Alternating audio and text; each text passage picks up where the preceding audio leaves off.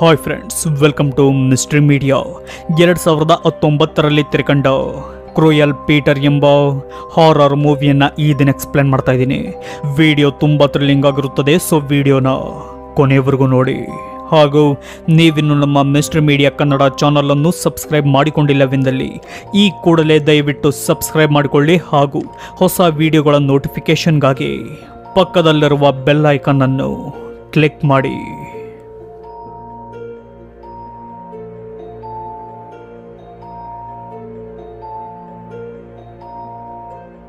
ಮೂವಿಯ ಮೊದಲ ಸೀನ್ ಶುರುವಾಗುವುದು 1908ರ ಇಟಲಿಯಲ್ಲಿ. ಇಟಲಿಯ ಮಿಸ್ಸಿನ್ ಆದ ಸಿಸಿಲಿಯಲ್ಲಿ ಒಂದು ಶ್ರೀಮಂತ ಮನೆತನವಾದ ಆಫ್ಮನ್ ವಿಲ್ಲಾ ನಮಗೆ ಕಾಣುತ್ತದೆ. ಆಗ ನಮಗೆ ಆ ಮನೆಯ ಮಗ ಪರಿಚಯವಾಗ್ತಾನೆ. ಅವನ ಹೆಸರು ಪೀಟರ್ ಎಂದು. ಕೇವಲ ಪೀಟರ್ ಎನ್ನುವುದಕ್ಕಿಂತ ಕ್ರೂರ ಮನಸ್ಸಿನ ಪೀಟರ್ ಎಂದರೆ ಸರಿಯೋಗುತ್ತದೆ. ಏಕೆಂದರೆ ಈ ಪೀಟರ್ ಚಿಕ್ಕ ವಯಸ್ಸಿನಲ್ಲಿ ಬೇರೆಯವರ ನೋವಿನಿಂದ ಆನಂದ ಪಡುವ ವ್ಯಕ್ತಿತ್ವವನ್ನು ಬೆಳೆಸಿಕೊಂಡಿರ್ತಾನೆ. ಚಿಕ್ಕ ಚಿಕ್ಕ ಪಕ್ಷಿ ಪ್ರಾಣಿಗಳನ್ನು ಚಿತ್ರಹಿಂಸೆ ಕೊಟ್ಟು ಜೀವಂತವಾಗಿಯೇ ಬೆಂಕಿಯಲ್ಲಿ ಸುಟ್ಟು ಸಾಯಿಸುವುದನ್ನೇ ತನ್ನ ಅಭ್ಯಾಸ ಮಾಡಿಕೊಂಡಿರ್ತಾನೆ. ಹೀಗೆ ಈ ಕ್ರೂಯಲ್ ಪೀಟರ್ ತನ್ನ ತೋಟದಲ್ಲಿ ಕೆಲಸ ಮಾಡುವ ಹುಡುಗರು ಸಾಕಿದ್ದ ನಾಯಿಯನ್ನೇ ಭೂಮಿಯಲ್ಲಿ ಹೂತಾಕಿ ಕೊಂದಿರುತ್ತಾನೆ. ಈ ವಿಷಯ ತಿಳಿದ ಅಲ್ಫ್ರೆಡೋ ಎಂಬ ಹುಡುಗ ತನ್ನ ನಾಯಿಯ ಸಾವಿನಿಂದ ಕೋಪಗೊಳ್ತಾನೆ ಹಾಗೂ ಪೀಟರ್ಗೆ ಹೊಡೆಯಲು ಹೋಗ್ತಾನೆ. ಆಗ ಬಂದ ಅವನ ತಮ್ಮ ಅವನನ್ನು ತಡೆದಿದ್ದರಿಂದ ಅದು ಸಾಧ್ಯವಾಗುವುದಿಲ್ಲ. ಹೀಗೆ ಪೀಟರ್ ಮನೆಯಲ್ಲಿ ಕೆಲಸ ಮಾಡುವವರ ಮುಖವನ್ನು ರೇಸರ್ನಿಂದ ಕೊಯ್ದು ಸಂತೋಷ ಪಡ್ತಾನೆ. ಈ ವಿಷಯವನ್ನು ಅವರು ಪೀಟರ್ನ ತಾಯಿಗೆ ಹೇಳಿದಾಗ, ನನ್ನ ಮಗ ತುಂಬ ಒಳ್ಳೆಯವನು, ಅವನ ಬಗ್ಗೆ ಸುಳ್ಳು ಹೇಳುತ್ತಿದ್ದೀರಾ ಎಂದು ಪೀಟರ್ನ ತಾಯಿ ಅವರನ್ನೇ ಕೆಲಸದಿಂದ ತೆಗೆದಾಕ್ತಾಳೆ. ಸ್ನೇಹಿತರೆ, ಪೀಟರ್ನ ತಾಯಿಗೂ ತಿಳಿದಿರುತ್ತದೆ ನನ್ನ ಮಗ ಎಂತಹ ಗುಣದವನು ಎಂದು. ಆದರೂ ಮಗನ ಮೇಲಿರುವ ಅತಿಯಾದ ಪ್ರೀತಿಯಿಂದ ಅವನು ಯಾವ ತಪ್ಪು ಮಾಡಿದರೂ ತನ್ನ ಮಗನನ್ನು ರಕ್ಷಿಸುತ್ತಲೇ ಇರುತ್ತಾಳೆ. ಸ್ನೇಹಿತರೆ, ಪೀಟರ್ ಎಂತಹ ಕೆಟ್ಟ ಹುಡುಗ ಎಂದು ಇಡೀ ಮಿಸ್ಸಿನ ನಗರಕ್ಕೆ ಗೊತ್ತಿರುತ್ತದೆ. ರಾತ್ರಿ ಸಮಯದಲ್ಲಿ ಪೀಟರ್ನನ್ನು ಹೊರಗಡೆ ಕೂಗಿದ ಅಲ್ಫ್ರೆಡೋ ಅವನನ್ನು ಒಂದು ಜಾಗಕ್ಕೆ ಬರುವ ಹಾಗೆ ಮಾಡ್ತಾನೆ. ಸಮಯ ನೋಡಿಕೊಂಡು ಅಲ್ಫ್ರೆಡೋ ಅವನ ತಲೆಗೆ ಹೊಡೆದು ತನ್ನ ನಾಯಿಯನ್ನು ಪೀಟರ್ ಹೇಗೆ ಹೂತು ಹಾಕಿದ್ದನೋ ಅದೇ ರೀತಿ ಹೂತು ಹಾಕ್ತಾನೆ. ಆಗ ಪೀಟರ್ ಭೂಮಿಯ ಒಳಗಿರುವ ಪೆಟ್ಟಿಗೆಯಲ್ಲಿ ಕಿರುಚಾಡುವಾಗ ಸೀನ್ ಚೇಂಜ್ ಆಗುತ್ತದೆ. ಈ ಸೀನ್ ಶುರುವಾಗುವುದು 111 ವರ್ಷಗಳ ನಂತರ, ಅಂದರೆ 2019ರಲ್ಲಿ. ಆಗ ನಮಗೆ ಲಂಡನ್ನಲ್ಲಿರುವ ನಾರ್ಮನ್ ಎಂಬ ವ್ಯಕ್ತಿ ಪರಿಚಯವಾಗ್ತಾನೆ. ಸ್ನೇಹಿತರೆ, ಇವನೊಬ್ಬ ಆರ್ಕಿಯಾಲಜಿಸ್ಟ್ ಆಗಿರ್ತಾನೆ. ಭೂಮಿಯಲ್ಲಿರುವ ಪುರಾತನ ಅಮೂಲ್ಯವಾದ ಹಾಗೂ ಅಪರೂಪದ ವಸ್ತುಗಳನ್ನು ಹುಡುಕಿ ತೆಗೆದು ಅದನ್ನು ಸಂರಕ್ಷಿಸುವುದೇ ಇವನ ಕೆಲಸವಾಗಿರುತ್ತದೆ. ಇವನಿಗೊಬ್ಬಳು ಮಗಳಿರ್ತಾಳೆ. ಅವಳ ಹೆಸರು ಲೆಸ್ ಎಂದು. ಇವಳಿಗೆ ಮಾತು ಬರುವುದಿಲ್ಲ, ಕಿವಿಯೂ ಕೇಳುವುದಿಲ್ಲ. ಇವನ ಹೆಂಡತಿ ವರ್ಷದ ಹಿಂದೆ ತೀರಿ ಹೋಗಿರ್ತಾಳೆ. ಆ ನೋವಿನಿಂದ ಲೆಸ್ ಯಾವಾಗಲೂ ನಗದೆ ತುಂಬ ಬೇಜಾರಿನಲ್ಲಿಯೇ ದಿನವನ್ನು ಕಳೆಯುತ್ತಿರುತ್ತಾಳೆ. ಹೀಗೆ ಇರಬೇಕಾದರೆ ನಾರ್ಮನ್ಗೆ ಒಂದು ಕೆಲಸದ ಆಫರ್ ಬರುತ್ತದೆ. ಅದೇನೆಂದರೆ, ಇಟಲಿಯಲ್ಲಿರುವ ತುಂಬ ಪುರಾತನವಾದ ಸ್ಮಶಾನ ಶಾಶ್ವತವಾಗಿ ನಾಶವಾಗುವ ಸ್ಥಿತಿಯಲ್ಲಿದೆ. ನೀವಲ್ಲಿಗೆ ಹೋಗಿ ಅದನ್ನು ರೆಸ್ಟೋರ್ ಮಾಡಬೇಕೆಂಬ ಕೆಲಸ ಬರುತ್ತದೆ. ಆದರೆ ನಾರ್ಮನ್ಗೆ ಅಲ್ಲಿಗೆ ಹೋಗಲು ಇಷ್ಟವಿರುವುದಿಲ್ಲ. ಆದರೆ ಯಾವಾಗಲೂ ತುಂಬ ಬೇಜಾರಿನಲ್ಲಿರುವ ತನ್ನ ಮಗಳು ಬೇರೆ ಜಾಗದಲ್ಲಿದ್ದರೆ ಮೈಂಡ್ ಫ್ರೆಶ್ ಆಗುತ್ತದೆ ಎಂದು ಹೋಗಲು ಒಪ್ಪಿಕೊಳ್ತಾನೆ. ಹೀಗೆ ಇಟಲಿಗೆ ಬಂದ ಅವರು ಅವರ ಪ್ರಾಜೆಕ್ಟ್ ಸೈಟ್ಗೆ ಬರ್ತಾರೆ. ಆ ಜಾಗ ಯಾವುದೆಂದರೆ 111 ವರ್ಷದ ಹಿಂದೆ ಬದುಕಿದ್ದ ಕ್ರೂಯಲ್ ಪೀಟರ್ ಬೆಳೆದ ನಗರವಾದ ಮೆಸ್ಸಿನಾ. 100 ವರ್ಷಗಳ ಹಿಂದಿನ ತುಂಬ ವಿಭಿನ್ನವಾಗಿರುವ ಕಲಾಕೃತಿಗಳಿರುವ ಸ್ಮಶಾನವನ್ನು ನೋಡಿದ ನಾರ್ಮನ್ಗೆ ಖುಷಿಯಾಗುತ್ತದೆ. ಆಗ ನಮಗೆ ಅಲ್ಲಿಯೇ ವಾಸವಿರುವ ನಾರ್ಮನ್ನ ಸಹಾಯಕ್ಕಾಗಿ ಬಂದಿರುವ ಬಿಯಾಂಕಾ ಎಂಬಾಕೆ ಪರಿಚಯವಾಗ್ತಾಳೆ. ಆಗ ಬಿಯಾಂಕಾಯಿಂದ ತಿಳಿಯುತ್ತದೆ ಈ ಸ್ಮಶಾನ ಹಾಳಾಗಲು ಒಂದು ಭೂಕಂಪ ಕಾರಣವೆಂದು. ಹೀಗೆ ಆ ಸ್ಮಶಾನವನ್ನೆಲ್ಲ ತೋರಿಸಿದ ಬಿಯಾಂಕಾ ನಂತರ ಅವರು ಸ್ಟೇ ಮಾಡುವ ಮನೆ ತೋರಿಸುತ್ತಾಳೆ. ಹೀಗೆ ನಾರ್ಮನ್ ಆ ನಗರದಲ್ಲಿಯೇ ಇರುವ ಒಂದು ಶಾಲೆಗೆ ಲಿಜ್ನನ್ನು ಅಡ್ಮಿಷನ್ ಮಾಡಿಸುತ್ತಾನೆ. ಮರುದಿನ ಕೆಲಸ ಶುರು ಮಾಡಿದಾಗ ಅವರಿಗೆ ಭೂಮಿಯಿಂದ ಸ್ವಲ್ಪ ಹೊರಬಂದಿರುವ ಒಂದು ಬಾಕ್ಸ್ ಕಾಣುತ್ತದೆ. ಅದರ ಮೇಲೆ ಕ್ರೂಯಲ್ ಪೀಟರ್ ಎಂದು ಬರೆದಿದ್ದು ಇನ್ನೂ ಕೆಲವು ಲೈನ್ಸ್ ಇರುತ್ತದೆ. ಆದರೆ ಅದರಲ್ಲಿ ಯಾವ ಶವದ ಅಸ್ಥಿ ಪಂಜರವಾಗಲಿ ಇರುವುದಿಲ್ಲ. ಆಗ ನಾರ್ಮನ್ಗೆ ಅಲ್ಲಿಯೇ ಇರುವ ಒಂದು ಮೆಟಲ್ ಬಾಕ್ಸ್ ಕಂಡು ಅದನ್ನು ತೆಗೆದುಕೊಳ್ತಾನೆ. ಆಗ ಅಲ್ಲಿನ ಲೋಕಲ್ ಜನರು ಹೇಳ್ತಾರೆ, ಇಂತಹ ಬಾಕ್ಸ್ನಲ್ಲಿ ಸತ್ತು ಹೋದ ಹುಡುಗನ ಆಟದ ವಸ್ತುಗಳಿರುತ್ತವೆ. ಆ ವಸ್ತುಗಳ ಜೊತೆ ಸತ್ತು ಹೋದ ಮಕ್ಕಳು ಆಟವಾಡುತ್ತಾರೆ ಎಂಬುದು ಇಲ್ಲಿನ ನಂಬಿಕೆ ಎಂದು ಹೇಳ್ತಾರೆ. ಆಗ ನಾರ್ಮನ್ ಅದನ್ನು ಓಪನ್ ಮಾಡಿ ನೋಡ್ತಾನೆ. ನೋಡಿದರೆ ಅದರಲ್ಲಿ ರೇಸರ್ ಹಾಗೂ ಟಾರ್ಚರ್ ಮಾಡುವ ಹಲವಾರು ವಸ್ತುಗಳಿರುತ್ತವೆ. ಆಗ ನಾರ್ಮನ್ ಅಂದುಕೊಳ್ತಾನೆ, ಇಂತಹ ವಸ್ತುಗಳನ್ನು ಇಷ್ಟಪಡುವ ಈ ಪೀಟರ್ ಹುಡುಗ ಎಷ್ಟು ಕ್ರೂರ ಮನಸ್ಸನ್ನು ಹೊಂದಿದ್ದನು ಎಂದು. ಆಗ ನಾರ್ಮನ್ ಅದನ್ನು ತನ್ನ ಜೊತೆಯೇ ತನ್ನ ಮನೆಗೆ ತೆಗೆದುಕೊಂಡು ಹೋಗ್ತಾನೆ. ನಂತರ ಮನೆಗೆ ಬಂದ ನಾರ್ಮನ್ 1908ರಲ್ಲಿ ಆದ ದೊಡ್ಡ ಭೂಕಂಪದ ಬಗ್ಗೆ ರಿಸರ್ಚ್ ಮಾಡ್ತಾನೆ. ಆಗ ಆದ ಹಲವಾರು ಸಾವುಗಳ ಬಗ್ಗೆ ತಿಳಿದುಕೊಳ್ತಾನೆ. ಇತ್ತ ಲೆಸ್ ತನ್ನ ಸತ್ತು ಹೋದ ಅಮ್ಮನ ಜೊತೆ ಕಮ್ಯುನಿಕೇಟ್ ಮಾಡಬೇಕೆಂದು ಬಿಷಪ್ ಸ್ಪಿಯರ್ ಅನ್ನು ತೆಗೆದುಕೊಂಡು ಬಂದಿರುತ್ತಾಳೆ. ಸ್ನೇಹಿತರೆ, ಆತ್ಮಗಳ ಜೊತೆ ಮಾತನಾಡಲು ಊಜಾ ಬೋರ್ಡ್ ಯಾವ ರೀತಿ ಯೂಸ್ ಆಗುತ್ತದೆಯೋ ಅದೇ ರೀತಿ ಈ ಬಿಷಪ್ ಸ್ಪಿಯರ್ ಕೂಡ ಕೆಲಸ ಮಾಡುತ್ತದೆ. ಆಗ ಲೆಸ್ ಅದರ ಮೂಲಕವೇ ರಿಚುವಲ್ ಸ್ಟಾರ್ಟ್ ಮಾಡ್ತಾಳೆ. ಮಾಡಿ ಯಾರಾದರೂ ಇದ್ದೀರಾ ಎಂದು ಕೇಳ್ತಾಳೆ. ಆದರೆ ಅದರಿಂದ ಯಾವುದೇ ಉತ್ತರ ಬರುವುದಿಲ್ಲ. ಎಷ್ಟೇ ಬಾರಿ ಪ್ರಯತ್ನ ಪಟ್ಟರೂ ಏನೂ ಪ್ರಯೋಜನವಾಗುವುದಿಲ್ಲ. ಆಗ ಲೆಸ್ ಮಲಗಿದಾಗ ಅದಾಗದೆ ತಿರುಗಿದ ಬಿಷಪ್ ಸ್ಪಿಯರ್ ಎಸ್ ಎಂಬ ಉತ್ತರವನ್ನು ತೋರಿಸುತ್ತಿರುವುದು ನಮಗೆ ಕಾಣುತ್ತದೆ. ಮರುದಿನ ಸ್ಕೂಲ್ನಿಂದ ಲೆಸ್ ತಡವಾಗಿ ಬರುವಾಗ ಅವಳಿಗೆ ಕತ್ತನ್ನು ಸೀಳಿಕೊಂಡಿರುವ ಒಬ್ಬ ಮಹಿಳೆ ಹೆಲ್ಪ್ ಎಂದು ಹೇಳುತ್ತಿರುವುದು ಕಾಣುತ್ತದೆ. ಅದನ್ನು ಕಂಡ ಲೆಸ್ಗೆ ಅತಿಯಾಗಿ ಭಯವಾಗಲು ಶುರುವಾದಾಗ ಅಲ್ಲಿಗೆ ಒಬ್ಬಳು ಮಹಿಳೆ ಬಂದು ಲೆಸ್ಗೆ ಸಮಾಧಾನ ಮಾಡ್ತಾಳೆ. ಆಕೆಯ ಹೆಸರು ಹ್ಯಾರಿಯೆಟ್ ಎಂದು. ಆಗ ಅಲ್ಲಿಗೆ ನಾರ್ಮನ್ ಬರ್ತಾನೆ. ಆಗ ಹ್ಯಾರಿಯೆಟ್ ತನ್ನ ಪರಿಚಯ ಮಾಡಿಕೊಂಡು ಹೊರಡುತ್ತಾಳೆ. ರಾತ್ರಿ ಸಮಯದಲ್ಲಿ ನಾರ್ಮನ್ ಪೀಟರ್ನ ಬಗ್ಗೆ ರಿಸರ್ಚ್ ಮಾಡಿ ಅವನ ಕೆಲ ಇನ್ಫಾರ್ಮೇಶನ್ ಅನ್ನು ಕಲೆಕ್ಟ್ ಮಾಡ್ತಾನೆ. ಇತ್ತ ಲೆಸ್ ಪುನಃ ತನ್ನ ತಾಯಿಯ ಆತ್ಮದ ಜೊತೆ ಕಮ್ಯುನಿಕೇಟ್ ಮಾಡಲು ಮುಂದಾಗಿ, ಅಮ್ಮ ನೀನಿಲ್ಲಿಯೇ ಇರುವೆಯಾ ಎಂದು ಕೇಳ್ತಾಳೆ. ಅದಕ್ಕೆ ಅದರಿಂದ ಹೌದು ಎಂಬ ಉತ್ತರ ಬಂದ ಕೂಡಲೇ ಲೆಸ್ ಮನೆಯಿಂದ ಹೊರಬಂದು ತನ್ನ ಅಮ್ಮನನ್ನು ಹುಡುಕಾಡ್ತಾಳೆ. ಆಗ ಅವಳಿಗೆ ಹೊರಗೆ ನಿಂತಿರುವ ಒಂದು ಕಪ್ಪು ಆಕಾರ ಕಾಣುತ್ತದೆ.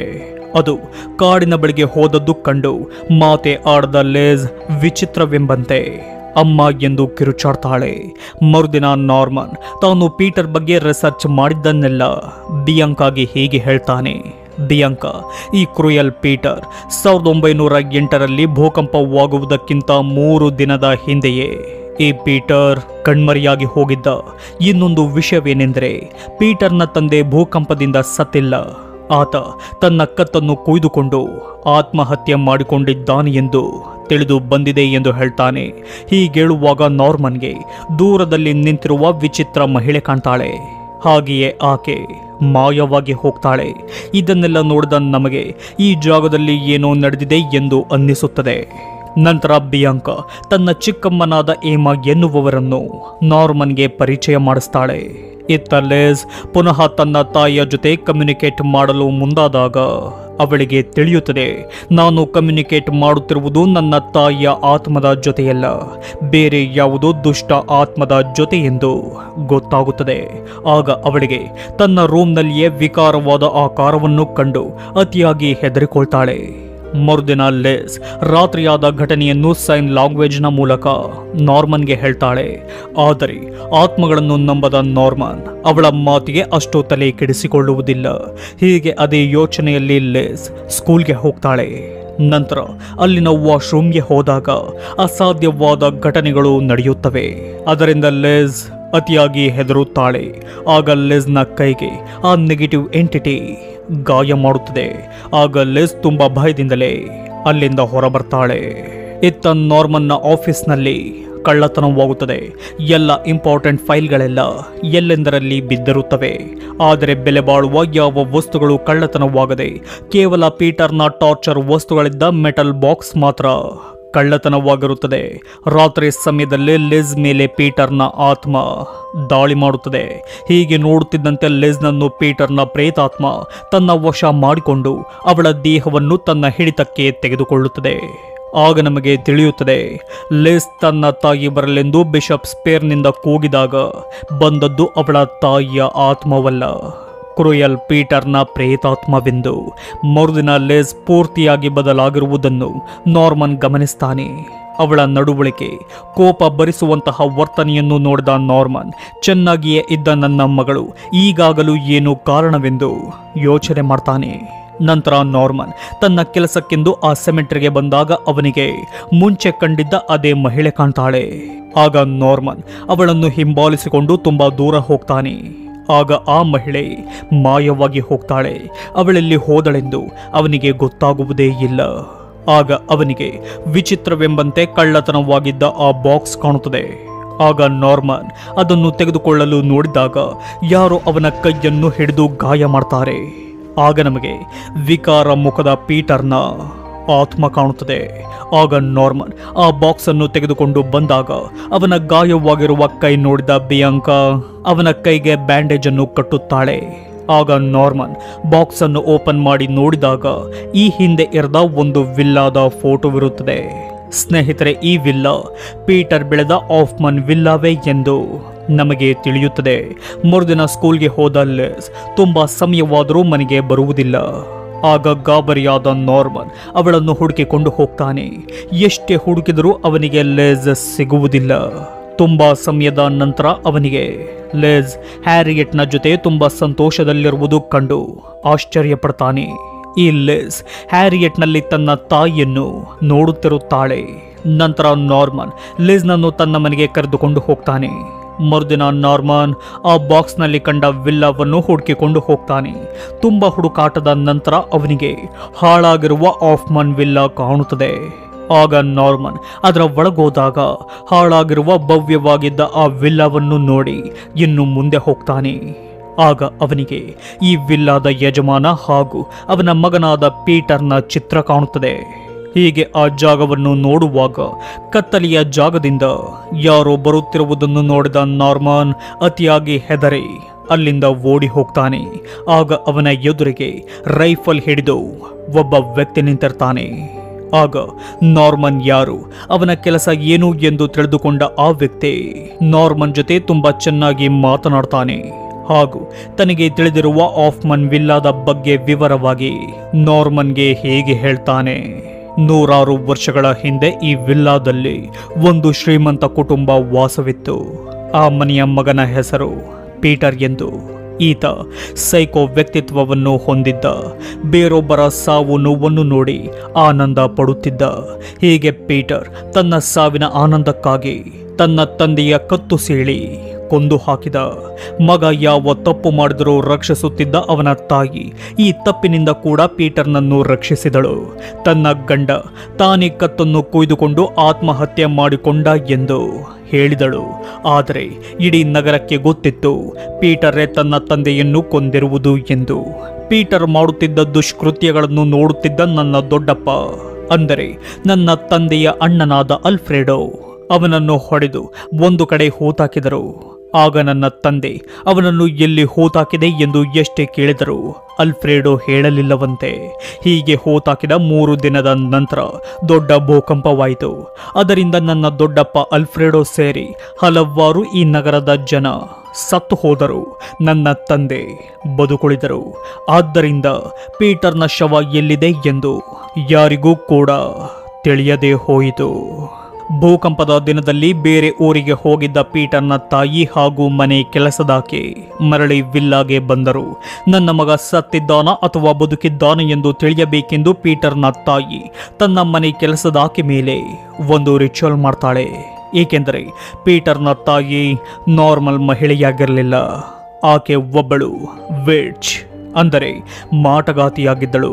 ಆಗ ಆಕೆ ಆ ಮನೆ ಕೆಲಸದವಳ ಕತ್ತನ್ನು ಸೀಳಿ ಆ ನಿರ್ಜೀವ ದೇಹಕ್ಕೆ ಪೀಟರ್ನ ಆತ್ಮವನ್ನು ಹೊಂದುವಂತೆ ಮಾಡಿದಳು. ಆಗ ಆ ದೇಹಕ್ಕೆ ಪೀಟರ್ನ ಆತ್ಮ ಬಂದು ಅಮ್ಮ ಎಂದು ಕೂಗಿದಾಗ ಆಕೆಗೆ ತಿಳಿಯುತ್ತದೆ ಪೀಟರ್ ಸತ್ತು ಹೋಗಿದ್ದಾನೆ ಎಂದು. ಸ್ನೇಹಿತರೆ, ಆ ಮನೆ ಕೆಲಸದ ಮಹಿಳೆಯ ಆತ್ಮವೇ ಆಗಾಗ ಲಿಜ್ ಹಾಗೂ ನಾರ್ಮನ್ಗೆ ಕಾಣುತ್ತಿದ್ದದ್ದು. ಹೀಗೆ ಪೀಟರ್ನ ತಾಯಿಯಾದ ವಿಚ್ ತನ್ನ ಮಗನ ಆತ್ಮವನ್ನು ಯಾವುದಾದರೂ ಯಂಗ್ ಏಜ್ ದೇಹಕ್ಕೆ ವರ್ಗಾಯಿಸಲು ನಿರ್ಧಾರ ಮಾಡ್ತಾಳೆ. ಹಾಗೆಯೇ ಅವಳು ಕೂಡ ಸತ್ತು ಘೋರ ಪ್ರೇತಾತ್ಮವಾಗಿ ಕಾಡಿನಲ್ಲಿ ಅಲೆದಾಡುತ್ತಿದ್ದಾಳೆ ಎಂಬುದು ಇಲ್ಲಿರುವ ಜನರ ನಂಬಿಕೆ ಎಂದು ಆ ವ್ಯಕ್ತಿ ನಾರ್ಮನ್ಗೆ ಹೇಳ್ತಾನೆ. ಈ ವಿಷಯವನ್ನೆಲ್ಲ ತಿಳಿದುಕೊಂಡ ನಾರ್ಮನ್ ಮನೆಗೆ ಬರ್ತಾನೆ.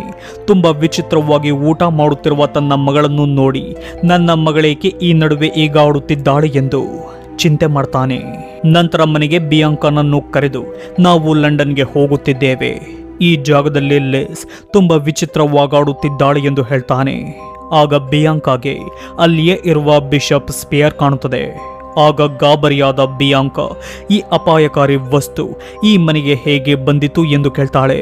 ಅದಕ್ಕೆ ನಾರ್ಮನ್ ನನ್ನ ಮಗಳು ಅವಳ ಅಮ್ಮನನ್ನು ಕಾಂಟ್ಯಾಕ್ಟ್ ಮಾಡಲು ಪ್ರಯತ್ನ ಪಡುತ್ತಿದ್ದಳು, ಯಾಕೆ ಏನಾಯಿತು ಎಂದು ಕೇಳ್ತಾನೆ. ಅದಕ್ಕೆ ಬಿಯಾಂಕಾ ಇದು ನೀವಂದುಕೊಂಡಷ್ಟು ಸುಲಭದ ವಿಷಯವಲ್ಲ, ಇದರಿಂದ ಪ್ರೇತಾತ್ಮದ ಲೋಕದ ಬಾಗಿಲನ್ನೇ ತೆರೆದು ನಮ್ಮ ಲೋಕಕ್ಕೆ ಅವನ್ನು ಬರಮಾಡಿಕೊಳ್ಳಬಹುದು. ನಿಮ್ಮ ಮಗಳು ಅಪಾಯದ ಸ್ಥಿತಿಯಲ್ಲಿದ್ದಾಳೆ, ನನ್ನ ಚಿಕ್ಕಮ್ಮನ ಬಳಿ ಅವಳನ್ನು ಕರೆದುಕೊಂಡು ಬನ್ನಿ ದಯವಿಟ್ಟು ಎಂದು ಕೇಳಿಕೊಳ್ತಾಳೆ. ಆಗ ನಾರ್ಮನ್ ಸರಿ ಎಂದು ಲಿಸ್ನನ್ನು ಬಿಯಾಂಕಾ ಮನೆಗೆ ಬಿಟ್ಟು ತನ್ನ ಕೆಲಸಕ್ಕೆ ಹೋಗುತ್ತಾನೆ. ಹೀಗೆ ಮನೆಯಲ್ಲಿರಬೇಕಾದರೆ ಲಿಸ್ ಯಾವುದೋ ಡೆವಿಲ್ಗೆ ಪೊಸೆಸ್ ಆಗಿದ್ದಾಳೆ ಎಂದು ಏಮಾ ಒಂದು ಸುಳಿವಿನಿಂದ ಖಚಿತಪಡಿಸಿಕೊಳ್ತಾರೆ. ಹೀಗೆ ಇರಬೇಕಾದರೆ ಆ ಮನೆ ನಿಶಬ್ದವಾಗುತ್ತದೆ. ಆಗ ಕೆಲಸ ಮಾಡುತ್ತಿದ್ದ ಬಿಯಾಂಕಾ ಏನೆಂದು ನೋಡಲು ಹೋದಾಗ ಲಿಸ್ ಪ್ರಾಣಿಗಳ ರೀತಿ ಭಯಾನಕವಾಗಿ ಹಸಿ ಮಾಂಸವನ್ನು ತಿನ್ನುತ್ತಿರುತ್ತಾಳೆ. ಹಾಗೆಯೇ ಅವಳಿಗೆ ಒಂದು ಕಡೆ ಪ್ರಜ್ಞೆಯೇ ಇಲ್ಲದೆ ಇರುವ ತನ್ನ ಚಿಕ್ಕಮ್ಮನನ್ನು ಕಂಡು ಅವರ ಬಳಿ ಹೋದಾಗ ಅಲ್ಲಿಗೆ ಬಂದ ಲಿಸ್ ಬಿಯಾಂಕಾಳನ್ನು ಒಂದೇ ಕೈನಿಂದ ಎತ್ತಿ ಹಿಡಿಯುತ್ತಾಳೆ. ಆಗ ಎಚ್ಚರಗೊಂಡ ಏಮಾ ಲಿಸ್ ದೇಹಕ್ಕೆ ಜೀಸಸ್ ಲಾಕೆಟ್ ಇಟ್ಟ ಕೂಡಲೇ ಡಿಮೋನಿಕ್ ಧ್ವನಿಯಲ್ಲಿ ಅತಿಯಾಗಿ ಕಿರುಚಾಡಿದ ಲಿಸ್ ನಂತರ ಶಾಂತವಾಗ್ತಾಳೆ. ನಂತರ ಏಮಾ ಅವಳ ದೇಹದಲ್ಲಿರುವ ಪೀಟರ್ನ ಇವೆಲ್ ಸ್ಪಿರಿಟ್ ಅನ್ನು ತೆಗೆದುಹಾಕಲು ರಿಚುವಲ್ ಮಾಡುವಾಗ ಅಲ್ಲಿಗೆ ನಾರ್ಮನ್ ಬರ್ತಾನೆ. ಆಗ ಲಿಸ್ ಇವರು ನನಗೆ ಟಾರ್ಚರ್ ಮಾಡುತ್ತಿದ್ದಾರೆ ಎಂದು ಸೈನ್ ಲ್ಯಾಂಗ್ವೇಜ್ನ ಮೂಲಕ ಹೇಳ್ತಾಳೆ.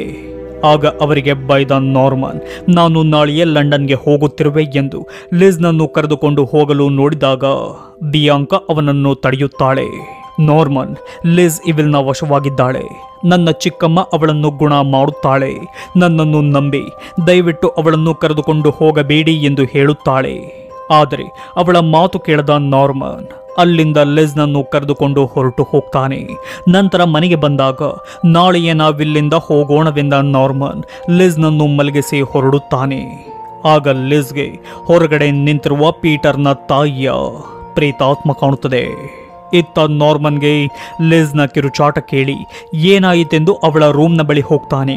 ಹೋಗುವಾಗ ಅಲ್ಲೇ ಇದ್ದ ಕನ್ನಡಿಯಲ್ಲಿ ನಾರ್ಮನ್ಗೆ ಲಿಸ್ ಕಾಣುವ ಬದಲು ವಿಕಾರ ಮುಖದ ಪೀಟರ್ ಕಾಣ್ತಾನೆ.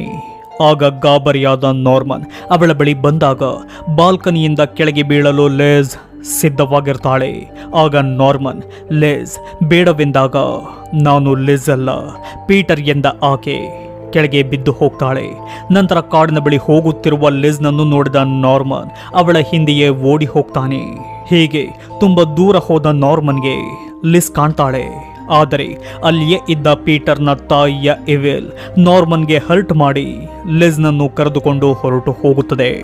ನಂತರ ನಾರ್ಮನ್ ಬಿಯಾಂಕಾಳ ಮನೆಗೆ ಬರ್ತಾನೆ. ಬಂದು ನಡೆದ ವಿಷಯವನ್ನೆಲ್ಲ ವಿವರವಾಗಿ ಹೇಳ್ತಾನೆ. ಆಗ ನಾರ್ಮನ್ಗೆ ಅವರು ಹೀಗೆ ಹೇಳ್ತಾರೆ, ಈ ರಾತ್ರಿಯೇ ನಾವು ಪೀಟರ್ನ ಶವವನ್ನು ಹುಡುಕಿ ಅದರ ಮೇಲೆ ಭೂತೋಚ್ಚಾಟನೆ ಮಾಡಿ ಅದನ್ನು ನಾಶ ಮಾಡಿದರೆ ಮಾತ್ರ ಲಿಸ್ನನ್ನು ಬದುಕಿಸಿಕೊಳ್ಳಲು ಸಾಧ್ಯ ಎಂದು ಹೇಳ್ತಾರೆ.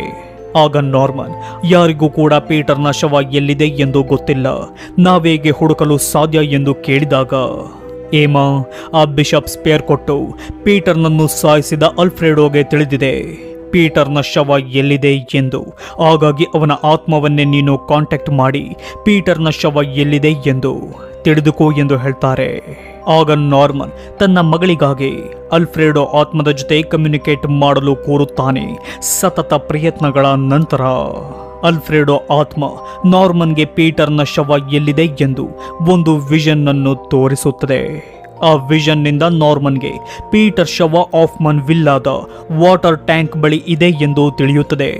ಆಗ ಬಿಯಾಂಕಾ ಮತ್ತು ಏಮಾ ಬಳಿ ಬಂದ ನಾರ್ಮನ್ ಪೀಟರ್ ಶವ ಇರುವ ಜಾಗ ಹೇಳಿ ಅಲ್ಲಿಗೆ ಹೋಗಲು ತಯಾರಾಗ್ತಾನೆ.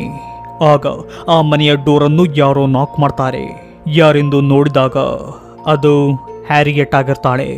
ಆಕೆ ನಾನು ಮನೆಯ ಒಳಗೆ ಬರಬಹುದಾ ಎಂದು ಕೇಳಿ ಒಳಗೆ ಬರಲು ಮುಂದಾಗ್ತಾಳೆ. ಆಗ ಆ ಬಾಗಿಲನ್ನು ಮುಚ್ಚಿದ ಏಮಾ ಈಕೆ ಬೇರೆ ಯಾರೂ ಅಲ್ಲ, ಮಾನವ ರೂಪದಲ್ಲಿರುವ ವಿಟ್ಚ್ ಎಂದು ಕೂಗಿ ಹೇಳ್ತಾಳೆ. ಆಗ ಹೊರಗಿದ್ದ ಆ ವಿಟ್ಚ್ ಘೋರ ಧ್ವನಿಯಲ್ಲಿ ಕಿರುಚುತ್ತದೆ.